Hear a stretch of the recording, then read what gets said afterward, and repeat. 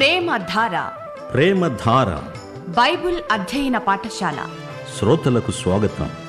తెలుగు ప్రజలకు పరలోక వరంగా దేవుడు ప్రసాదించిన అపూర్వ కానుక ప్రేమధార. నలిగిన హృదయాలకు నెమ్మది, నిరాశాపరులకు నిరీక్షణ, అందరికీ ఆనందం. ఇదే మా ఆకాంక్ష. దేవుని ప్రేమ ధారావాహికంగా ప్రవహించే వేద పారాయణ కార్యక్రమం ప్రేమధార.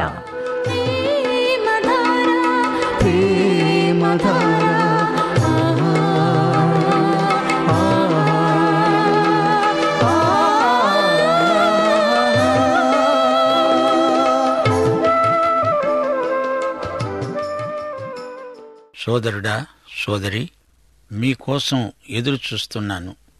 దేవుని కృప విస్తరిస్తున్నది. దేవుని వాక్యం మారుమూల స్థలాలకు కూడా పయనమై వెళ్ళుతున్నది. మీకు క్రీస్తునందు ఆయురారోగ్యములు కలగాలని ప్రార్థిస్తున్నాను.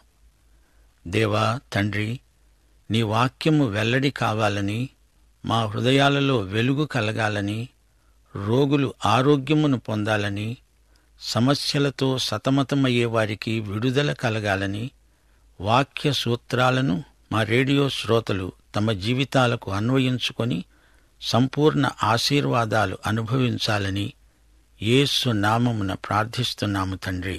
ఆమేన్. సోదరీ సోదరులారా, ఈ రోజున ఆదికాండం 6వ అధ్యాయం పారాయణం చేయబోతున్నాము. ఈ అధ్యాయంలో జలప్రళయం విషయం చెప్పబడింది. జలప్రళయమే ఒక తీర్పు. అందులో నుండి దేవుడు తన వారిని తప్పించడానికి చేసిన సదుపాయం, ఓడ నిర్మాణం, దేవుని ఆదేశం, ఓడలో ప్రయాణికులు వివరాలు వినండి. జలప్రళయం తీర్పునకు కారణమేమిటో దేవుడు చెబుతున్నాడు. నరులు భూమి మీద విస్తరింపనారంభించిన తరువాత కుమార్తెలు వారికి పుట్టినప్పుడు దేవుని కుమారులు నరుల కుమార్తెలు చక్కని వారిని చూచి వారందరిలో తమకు మనస్సు వచ్చిన స్త్రీలను వివాహము చేసుకున్నారు. దేవుని కుమారులెవరు? నరుల కుమార్తెలెవరు? ఈ విషయమై వాదోపవాదాలు ఎడతెగకుండా జరుగుతున్నాయి. కొందరు అనుకుంటున్నట్లు దేవుని కుమారులు దేవదూతలు కారు. వారు మంచి దేవదూతలైతే ఈ పాపకార్యం ఎందుకు చేస్తారు? వారు చెడిపోయిన దేవదూతలైతే వారు దేవుని కుమారులు ఎలా అవుతారు? నరస్త్రీలను వారు మోహించి పెళ్లాడి కన్న సంతానం మనుషులే, దయ్యాలు కారు, రాక్షసులు కారు. అప్పుడు యెహోవా అన్నాడు, నా ఆత్మ నరులతో ఎల్లప్పుడూ వాదించదు. వారు తమ అక్రమం విషయంలో నరమాత్రులే. అయినా వారి ఆయుష్ 120 ఏండ్లు. నోవహు 120 సంవత్సరాలు బోధించాడని మనం నమ్ముతాము. ఆ రోజుల్లో దేవుని ఆత్మ మనుషులతో వాదిస్తున్నాడు, చర్చిస్తున్నాడు. వారిని దేవుని దగ్గరికి తేవటానికి దేవుని ఆత్మ వారితో సంప్రదిస్తున్నాడని భక్త పేతురు చెప్పాడు. అయినా వారు దేవుని వైపునకు తిరగటం లేదు. 1 పేతురు 3వ అధ్యాయం 18-19 వచనాలు. మనలను దేవుని యొద్దకు తేవటానికి అవినీతిపరులైన మన కోసం నీతిమంతుడైన క్రీస్తు శరీర విషయంలో చంపబడి కూడా ఆత్మ విషయంలో బతికించబడి పాపముల విషయంలో ఒక్కసారే శ్రమపడ్డాడు. చెరలో ఉన్న ఆత్మల వద్దకు ఆయన ఆత్మరూపిగానే వెళ్లి వారికి ప్రకటించాడు.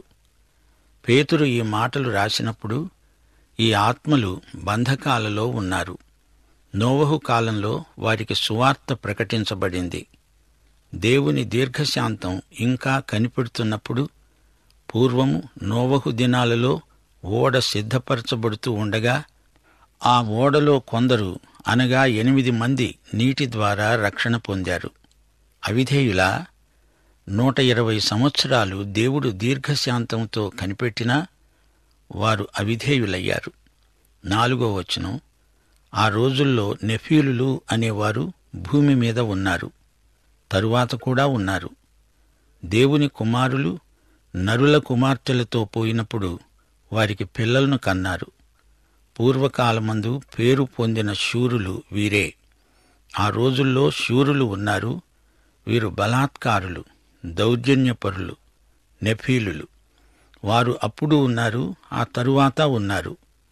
వీరు రాక్షసులు కారు, వీరు మనుషులే. ఇదంతా జరుగకముందే నెఫీలులు ఉన్నారు. దేవుని కుమారులకు, నరుల కుమార్తెలకు పుట్టిన పిల్లలు కూడా శూరులయ్యారు. మానవతలో నిక్షిప్తమైన శక్తులున్నాయి. మానవుని నిర్మాణమే అత్యాశ్చర్యకరమైనది. మానవుడు మానవుడే. జంతువులలో నుండి, వృక్షములో నుండి పరిణతి చెందినవాడు కాడు. మానవుడు పతనం చెంది మానవుడయ్యాడు. భయంకరమైన పాటు మానవుని పతనం. ఆదికాండం వంశవృక్షాల గ్రంథం, వంశావళుల పుస్తకం. దేవుని కుమారులు అంటే ఆదాము నుండి, షేతు నుండి వచ్చిన వంశాలు. నరుల కుమార్తెలు అంటే కయీను వంశీకులు. ఈ ఇరు వంశాల వారు పరస్పరం వీయమందారు. అందుచేత ఈ కలగాపులగం వల్ల అందరూ భ్రష్టుపట్టిపోయారు. అందరూ అంటే కొందరు సాక్ష్యార్థమై నిలిచి ఉన్నారు అనుకోండి. సరే, జలప్రళయానికి ముందు స్థితిగతులు ఎలా ఉన్నాయి? ఎందుకు జలప్రళయం రూపంలో దేవుడు తీర్పు రప్పించాడు? 5వ వచనం, నరుల చెడుతనం భూమి మీద గొప్పదని, వారి హృదయము యొక్క తలంపులలోని ఊహ అంతా ఎల్లప్పుడూ చెడ్డది అయినట్లు దేవుడు చూచాడు. నరుల చెడుతనం భూమి మీద గొప్పది. నరుల హృదయము యొక్క తలంపులలోని ఊహ కేవలము చెడ్డది. కేవలం, పూర్తిగా, ఎడతెగక అది చెడిపోయింది అని అర్థం. తాను భూమి మీద నరులను చేసినందుకు యెహోవా సంతాపము నొంది తన హృదయములో నొచ్చుకున్నాడు. నరుల చెడుతనానికి దేవుడు ఎంతో సంతాపం చెందాడు. అసలు ఈ నరులను ఎందుకు చేశానా అనుకున్నాడు. ఒకసారి పూర్వం ఒక సృష్టిని దేవుడు పూర్తిగా అలాగే తొలగించాడు. ఈ మానవుని పాపానికి దేవుని హృదయం ఎంతగానో నొచ్చుకున్నది. అయినా దేవుడు మానవుణ్ణి నాశనం చేయలేదు. అప్పుడు యెహోవా అన్నాడు, నేను సృజించిన నరులను, నరులతో కూడా జంతువులను, పురుగులను, ఆకాశ పక్ష్యాదులను భూమి మీద ఉండకుండా తుడిచివేస్తాను. ఎందుకనగా నేను వారిని సృష్టించినందుకు సంతాపము నొంది ఉన్నాను. ఈ జాబితాలో చేపలను చేర్చలేదు. ఎందుకంటే దేవుడు పంపబోయే ప్రళయం జలప్రళయం. చేపలు అందులో ఉంటాయి గదా. అయితే నోవహు యెహోవా దృష్టియందు కృప పొందినవాడు. ఎందుకని నోవహుకు కృప లభించింది? నోవహు వంశావళి ఇదే. నోవహు నీతిపరుడు, తన తరంలో నిందారహితుడు. నోవహు దేవునితో కూడా నడిచినవాడు. దేవుడు నోవహును ఎందుకు కాపాడాడు? ఎందుకనగా అతడు దేవునితో నడిచాడు. హెబ్రీ పత్రిక 11వ అధ్యాయం 7వ వచనం అంటోంది, విశ్వాసమును బట్టి నోవహు అది వరకు చూడని సంగతులను గూర్చి దేవుని చేత హెచ్చరించబడి తన ఇంటివారి రక్షణ కోసమై ఒక ఓడను సిద్ధం చేశాడు. అందువలన అతడు లోకము మీద నేరస్థాపన చేసి విశ్వాసమును బట్టి కలిగే నీతికి వారసుడయ్యాడు. వర్ష సూచనలే కనపడనప్పుడు పొడి నేల మీద ఓడ నిర్మించాలంటే ఎంతో విశ్వాసము ఉండాలి. హనోకును గురించి కూడా ఇదే అధ్యాయంలో చెప్పబడింది. విశ్వాసమును బట్టి హనోకు మరణమును రుచి చూడకుండునట్లు కొనిపోబడ్డాడు. అతడు కొనిపోబడక మునుపు దేవునికి ఇష్టుడై ఉన్నాడని సాక్ష్యము పొందాడు. దేవుడతణ్ణి కొనిపోయాడు గనుక అతడు కనపడలేదు. గమనించండి, సంఘం ఎత్తబడినప్పుడు విశ్వాసులంతా ఎత్తబడినట్లే. ఈ అనుభవం విశ్వాసులందరిది. నీ విశ్వాసం ఎంత బలహీనమైనా బలవంతుడైన దేవునియందు విశ్వాసముంచావు గనుక నీవు ఎత్తబడతావు. కంగారు పడకు తమ్ముడు, చెల్లి. దేవుని కనికరము, కృప ఎన్నటికీ తరుగుబోదు. దేవుని కృపాబాహుళ్యము ఆ రోజు బహిరంగంగా అందరూ చూడగలరు. నా మాట నమ్మండి, ఇది నిజం. అది సరే, అసలెందుకు ఈ జలప్రళయం? ఎందుకీ శిక్ష? ఎందుకీ పరీక్ష, తీర్పు? 6వ అధ్యాయం 11, 12 వచనాలు. భూలోకము దేవుని సన్నిధిలో చెడిపోయి ఉంది. భూలోకము బలాత్కారంతో నిండి ఉంది. దేవుడు భూలోకాన్ని చూచినప్పుడు అది చెడిపోయి ఉంది. భూమి మీద సమస్త శరీరులు తమ మార్గమును చెరిపివేసుకున్నారు. దేవుని పవిత్ర మార్గాన్ని మనుషులు పాడు చేశారు. మనిషి తన దారిని తాను పోతున్నాడు. తనకిష్టమొచ్చినట్లు బతుకుతున్నాడు. దేవుడు అసలు తననెందుకు సృష్టించాడో అది మరిచిపోయాడు. సరైన దారి నుండి వైదొలగాడు. దేవుడు నోవహుతో అన్నాడు, సమస్త శరీరుల మూలంగా భూమి బలాత్కారంతో నిండి ఉన్నది గనుక నా సన్నిధిలో వారి అంతము వచ్చి ఉన్నది. ఇదిగో, వారిని భూమిపై ఉండకుండా నాశనం చేస్తాను. దేవుడు జలప్రళయం పంపబోతున్నాడు. ఎందుకో కొన్ని కారణాలు మీకు చూపగోరుతాను. దేవుడు ఒక విమోచకుణ్ణి వాగ్దానం చేశాడు. రక్షకుడు రాబోతున్నాడని మానవులకు ప్రవచనం పలకబడింది కూడా. వాగ్దానము చేయబడిన ఆ రక్షకుని కోసం మనిషి కనిపెట్టుకొని ఉండాల్సింది పోయి బొత్తిగా దూరమైపోయాడు. ఆదాము హవ్వలకు ఒక బలియాగమును దేవుడు వాగ్దానం చేశాడు. కయీను హెబెలు విషయంలో దేవుడు ఒక శాశ్వత సూత్రాన్ని, నియమాన్ని ప్రవేశపెట్టాడు. కయీను, హేబెలు ఈ ఇద్దరూ 2 విభిన్న విధానాలకు ప్రతినిధులు. వీరిద్దరూ 2 మానవతా విభాగాలకు ప్రాతినిధ్యం వహిస్తున్నారు. కయీను నశించిన మానవులకు, హెబెలు రక్షిత ప్రజానీకానికి ప్రతినిధులు. కయీను స్వనీతి పరులకు, హెబెలు విరిగి నలిగిన హృదయాలకు ప్రతినిధులు. కయీను మత సంబంధి, హేబెలు ఆత్మ సంబంధి. ఈ రోజున కూడా ఈ 2 శాఖలు ఉన్నాయి. రైలు పట్టాల వలె 2 ప్రక్కప్రక్కనే ఉన్నా అవి కలుసుకోవు. సృష్టి నుండి జలప్రళయం వరకు ఆదాము, మెతుషెల ఈ ఎడమును నింపేశారు. తరువాత గోత్రకర్తలు రంగప్రవేశం చేయబోతున్నారు. వీరిద్దరి ద్వారా మానవతకు గొప్ప ప్రత్యక్షం అనుగ్రహించబడింది. యూదాపత్రిక 14, 15 వచనాలలో చెప్పబడినట్లు ఆదాము మొదలుకొని 7వ వాడైన హనోకు కూడా ప్రవచిస్తూ అన్నాడు, ఇదిగో, అందరికీ తీర్పు తీర్చటానికి వారిలో భక్తిహీనులందరూ భక్తిహీనముగా చేసిన వారి భక్తిహీన క్రియలన్నిటిని గురించి, భక్తిహీనులైన పాపులు తనకు విరోధముగా చెప్పిన కఠినమైన మాటలన్నిటిని గూర్చి వారిని ఒప్పించటానికి ప్రభు 1000 కొలది పరివారాలతో వచ్చాడు. నోవహు కూడా తాను ఒక చెంప ఓడ నిర్మిస్తూ మరో చెంప బోధిస్తూనే ఉన్నాడు. హనోకు మాయమైపోగానే ప్రజలందరూ ఇది దేవుడు చేసిందే అని, మానవ వ్యవహారంలో దేవుడు జోక్యం కలిగించుకుంటాడని గ్రహించారు. మెతుషెలాను గురించి, అతని పేరుకు ఉన్న అర్థాన్ని గురించి అందరూ తలపోసి ఉంటారు. మెతుషెల చనిపోగానే జలప్రళయం రాబోతుందని ప్రజలకు తెలిసిపోయింది. అంతేకాదు, ఇందులో పరిశుద్ధాత్మ పరిచర్య కూడా ఉంది. దేవుడే అన్నాడు, నా ఆత్మ ఇక మీదట మానవునితో వాదించటం జరగదు. మానవుడు దేవుణ్ణి పూర్తిగా విసర్జించినప్పుడు భూమిపైకి పంపిన తీర్పే జలప్రళయం.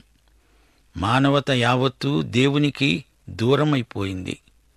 రోమాపత్రిక 3వ అధ్యాయం 10వ వచనం, నీతిమంతుడు లేడు, ఒక్కడూ లేడు. అయితే దేవుణ్ణి నమ్ముకున్న నీతిమంతులు కొందరు లేకపోలేదు. వీరే నోవహు, అతని కుటుంబము. ఇతడు దేవునితో నడిచాడు, దేవుని యందు విశ్వసించాడు. విశ్వాసమును బట్టి నోవహు పనిచేశాడు. పొడి నేల మీద ఓడ నిర్మాణం చేయటానికి సాహసించిన విశ్వాసవీరుడు నోవహు. వర్షాలే గనక వచ్చి ఉండకపోతే నోవహు వ్యవహారమంతా నగుబాట్ల పాలైపోయేది. 120 ఏండ్లు అతని నిరీక్షణలో విశ్వాస పరిపక్వత కనిపించింది. యేసు ప్రభు తన రాజ్యం స్థాపించడానికి వచ్చినప్పుడు నోవహు దినములలో జరిగినట్లే జరుగుతుంది. అలాంటి పరిస్థితులు ఇప్పుడే ప్రవర్తిల్లుతున్నాయి. ఈ అధ్యాయం ఆరంభంలో ఏమి చెప్పబడింది? నరులు భూమి మీద విస్తరింపనారంభించిన తర్వాత కుమార్తెలు వారికి పుట్టినప్పుడు, అలాగే లోకజనాభా విపరీతంగా ఈ రోజున విస్తరిస్తున్నది. లోకం నలుదిక్కులకు సాంద్రంగా జనసంఖ్య పెరిగిపోతున్నది. లోకమంతా జనంతో కిక్కిరిసిపోతున్న రోజులివి. మహాశ్రమల కాలంలో దేవుని పరిశుద్ధాత్మ ఇక గోజాడదు, వాదించదు, చెడుగును నిరోధించదు. పాపం బరితెగిపోతుంది. నిజమైన భక్తిగల బోధకులకు ఈ రోజున విశేష ప్రచారం లేదు. అచ్చం నోవహు దినములే ఇవి అనిపిస్తోంది గదూ. అంతేకాదు, ఆ రోజున సంఘం ఎత్తబడుతుంది. విశ్వాసులు అకస్మాత్తుగా ఎత్తబడతారు, అదృశ్యమైపోతారు. నోవహు కాలంలో అలాగే తీర్పు వచ్చినా ప్రజలు మారుమనస్సు పొందరు. నోవహు వ్యక్తిత్వం విలక్షణమైంది. నోవహు దేవుని ఆజ్ఞకు విధేయుడు. నోవహు నిర్మించే ఓడకు యేసుక్రీస్తునందలి రక్షణకు పోలికలున్నాయి. క్రీస్తునందు మనకు క్షేమము, భద్రత.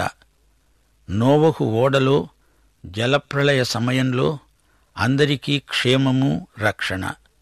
లోకానికి ప్రళయం రాబోతున్నది. అందులో నోవహుకు, అతని కుటుంబానికి మాత్రమే క్షేమం. 120 సంవత్సరాలు దేవుడు ప్రజలకు వ్యవధి ఇచ్చాడు. నోవహు విశ్వాసము, విధేయత అతణ్ణి రక్షించాయి అని చెప్పవచ్చు. యేసు శిలువ తప్ప పాప పరిహారానికి మరో మార్గం లేదనే వస్తుపాఠం నోవహు ఓడ. నోవహు దేవుని నుండి ఆజ్ఞ పొందినవాడై ఓడ నిర్మాణానికి పూనుకున్నాడు. ప్రజలు రాబోయే మహాజలప్రళయానికి సిద్ధంగా ఉండాలని బోధించాడు నోవహు. చితిసారకము మ్రానుతో నీకోసం ఓడను చేసుకో, అరలు పెట్టి ఆ ఓడను తయారు చేసి లోపట వెలుపట దానికి కీలు పుయ్యాలి అన్నాడు దేవుడు. చితిసారకపు మాను చాలా గట్టిది. ఇప్పటి టేకు కర్ర కంటే నాణ్యత గల కట్టే. బహుకాలం మన్నుతుంది. ఆ ఓడకు అరలు పెట్టాలి, గూళ్ళు ఉండేటట్లు తయారు చేయాలి. పెద్ద పెద్ద వాటికి పెద్ద అరలు, చిన్నవాటికి చిన్న చిన్న గూళ్ళు, గదులు. కీలుతో దాన్ని పుయ్యాలి. నీరు లోపలికి రాకుండా కీలు జిగట దానికి బాగా పొలమాలి. 15వ వచనం, నీవు దానిని చేయవలసిన విధమేదనగా, ఆ ఓడ 300 మూరల పొడుగు, 50 మూరల వెడల్పు, 30 మూరల ఎత్తు దానికి ఉండాలి. అది చాలా పెద్ద ఓడ. దాని పరిమాణం ఎంతో పెద్దది. అప్పటి మనుషులు గుహానివాసులు కారు, నాగరికులే. నోవహు గొప్ప మేధావి. గమనించాలి, ఈ ఓడ సముద్ర ప్రయాణానికి ఉద్దేశించింది కాదు. జలప్రళయం నుండి కాపుదల కోసం ఈ ఓడ నిర్మాణం జరుగుతోంది. ఈ ఓడ 450 అడుగుల పొడవు. ఈ రోజున ఓడ నిర్మాణంలో శాస్త్రజ్ఞులు చూపుతున్న కౌశలానికి ఏమీ తీసిపోదు నోవహు ఓడ. 16వ వచనం, ఆ ఓడకు కిటికీ చేసి పైనుండి మూరెడు కిందికి దానిని ముగించాలి. ఓడ తలుపు దాని ప్రక్కనే ఉంచాలి. కింది అంతస్తు, 2వ అంతస్తు, 3వ అంతస్తు గలదిగా దానిని చెయ్యాలి. లోపల వాసన కొట్టకుండా గాలి, సూర్యరశ్మి రావటానికి చక్కని కిటికీలు అమర్చబడినాయి. ఈ ఓడకు ఒకే తలుపు. ఇది యేసుక్రీస్తుకు సంకేతం. నేనే ద్వారమును అన్నాడు యేసు ప్రభువు. 3 అరలు ఒకదానిపై ఒకటి. ఎంత గొప్ప కౌశలం, సామర్థ్యం! ఈ నిర్మాణంలో నోవహు ఎంతో శ్రేష్టమైన నేర్పు కనపరుస్తున్నాడు. దీని నిర్మాత దేవుడే. నోవహు దేవుని ఆజ్ఞ ప్రకారం ఇదంతా తయారు చేస్తున్నాడు. ఇదిగో, జీవవాయువు గల సమస్త శరీరులను ఆకాశము కింద ఉండకుండా నాశనము చేయటానికి భూమి మీదికి జలప్రళయాన్ని రప్పిస్తున్నాను. లోకమందున్న సమస్తము చనిపోతుంది అన్నాడు దేవుడు. భూమి మీదికి తీర్పు రాబోతోంది. జంతువులకు, పశుపక్ష్యాదులకు కూడా తీర్పు, సమస్త మానవులకు తీర్పు. 6వ అధ్యాయం 18 నుండి 20వ వచనం వరకు దేవుడన్నాడు, నీతో నా నిబంధన స్థిరపరుస్తాను. నీవు, నీతో కూడా నీ కుమారులు, నీ భార్య, నీ కోడండ్రు ఆ ఓడలో ప్రవేశించాలి. నీతో కూడా వారిని బతికించి ఉంచుకోవడానికి సమస్త జీవులలో, అనగా సమస్త శరీరుల యొక్క ప్రతి జాతిలోనివి 2 చొప్పున నీవు ఓడలోనికి తేవాలి. వాటిలో మగది, ఆడది ఉండాలి. నీవు వాటిని బతికించి ఉంచుకోవడానికి వాటి వాటి జాతుల ప్రకారం పక్షులలో, వాటి వాటి జాతుల ప్రకారం జంతువులలో, వాటి వాటి జాతుల ప్రకారం నేలను పాకే వాటన్నిటిలో ప్రతి జాతిలో 2 చొప్పున నీ వద్దకు అవి వస్తాయి. గమనించాలి, ప్రతి జాతిలో 2. నోవహు ఈ జంతువులను వేటాడి పట్టుకోవచ్చాడా? అవే వచ్చాయి. జంతువులు అపాయాన్ని పసికట్టి పరిగెత్తుకుంటూ క్షేమకరమైన చోటికి వస్తాయి. జలప్రళయం వస్తుందని ఈ జంతువులకు తెలిసిపోయింది. అందుకే అవి ఆదరాబాదరాగా వచ్చేశాయి. నోవహుకు అది సమస్య కానే కాదు. వాటంతట అవే వచ్చాయి. 21, 22 వచనాలు. తినటానికి నానా విధాలైన ఆహార పదార్థాలను సమకూర్చుకొని నీ దగ్గర ఉంచుకో. అవే నీకు వాటికి ఆహారం. దేవుడు తనకు ఆజ్ఞాపించిన ప్రకారం నోవహు అలాగే చేశాడు. నోవహు చేస్తున్న పని ప్రయోగాత్మకమైనది, ప్రయోజనాత్మకమైనది. నోవహు ఓడలోని జంతువులన్నీ ఆ రోజు వరకు శాకాహారులే. అందులో ఏదీ మాంసం తినదు, ఒకదాన్ని ఒకటి చంపదు. యెషయా 11వ అధ్యాయం 6, 7 వచనాల్లో తిరిగి జంతువులు కూడా ప్రథమ స్థితికి వచ్చే కాలం 1000 ఏండ్ల పరిపాలన అని చెప్పబడింది. తోడేలు, గొర్రెపిల్ల కలిసి వాసం చేస్తాయి. చిరుతపులి మేకపిల్ల వద్ద పరుంటుంది. దూడ, కొదమసింహము, పెంచబడిన కోడె కూడుకొనగా బాలుడు వాటిని తోలుతాడు. ఆవులు, ఎలుగుబంట్లు కలిసి మేస్తాయి. వాటి పిల్లలు ఒక్కచోటే పరుంటాయి. ఎద్దు మేసినట్లు సింహం గడ్డి మేస్తుంది. నోవహు నాటి స్థితే మరలా రాబోతోంది. దేవునికి స్తోత్రం. ఆదికాండం 6వ అధ్యాయం ఇంతటితో సమాప్తం. ప్రార్థన చేసుకుందాం. దేవా, తండ్రి, నీ వాక్య దర్శనం మా ఆత్మలను, జీవములను, శరీరములను స్వస్థపరిచి మమ్ములను మహోజ్వలమైన నిత్య భవిష్యత్తుకు సిద్ధం చేయాలని ప్రార్థిస్తున్నాము తండ్రి. ఆమేన్.